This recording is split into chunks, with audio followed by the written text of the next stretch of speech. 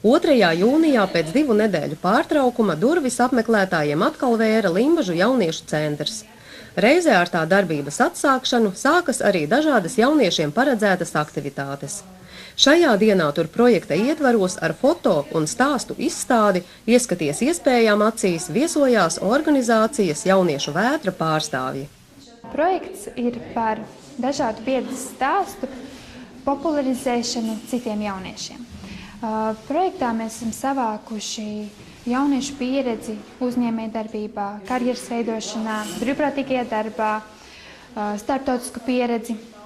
Un tas viss veido ļoti daudzveidīgu un krāšņu pieredzi, ko mēs arī vēlamies izstāstīt citiem jauniešiem. Izstādē ir vērojamas fotogrāfijas un dažādi stāsti par noteiktu jauniešu pieredzi un sasniegumiem.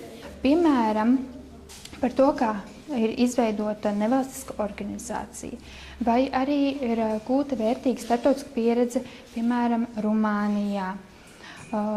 Tie ir stāsti par to, kā ir uzsākta uzņēmējdarbība, piemēram, par velosipēdu ražošanu, vai arī tās ir dalības kādās sporta sacensībās. Mums ir meitene, kas ir piedalījusies dažādās sacensībās, kuras var veikt cilvēku ar kustību traucējumiem, Lijāna. Savukārt Kristaps Veida stāsta par savu pieredzi Olimpiskajās spēlēs BMX braukšanā. Limbažu jauniešiem bija iespēja vērot arī prezentāciju par to, ko nozīmē būt studentam un ko nozīmē studēt Vidzemes augstskolā. Vēl viesi dalījās ar gūto pieredzi, gan apmeklējot dažādas svešas zemes, gan arī darbojoties un mācoties šeit pat Latvijā.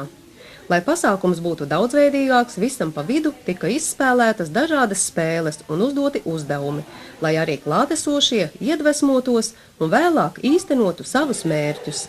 Es domāju, ka jaunieši ir ieinteresēti tiem, kam ir kaut kāda vēlme tiešām darboties, ir kaut kādas idejas, ko viņi gribētu darīt. Tie ir aktīvi un arī mērķtiecīgi virzās uz to, lai viņi gūtu vērtīgu pieredzi, kas būtu noderīga, lai pēc tam viņi sasniegtu vai to savu izvirzīto mērķi, vai tas ir kāds pasākums, vai tas ir kāds projekts, vai tas ir jau darba pieredze, esot vēl vidusskolā.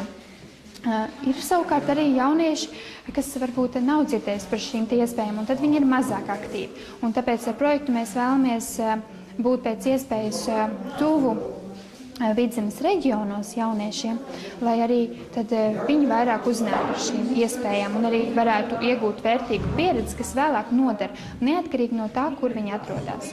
Arī Limbažu noda jauniešu doma ir šī projekta sadarbības partneri. Biedrība Jauniešu vētra uzrakstīja projektiņu, un kā sadarbības partners meklēja interesantus visā Vidzemē. Un pārsvarā tie ir jauniešu centri, un kā viens no tiem ir arī Limbažu jauniešu centrs, kurā tagad kādu laiku pēc izstādes atklāšanas būs apskatām ļoti skaisti un interesanti iedvesmojoši jauniešu iedvesmu stāsti. Jauniešu centrā ir izvietota kārbiņa, kurā katrs var uzrakstīt un iemest savu jautājumu, un vēlāk saņemt atbildi savā e-pastā. Mēdz teikt, ka nedarīt ir vienkārši, bet darīt ir aizraujoši.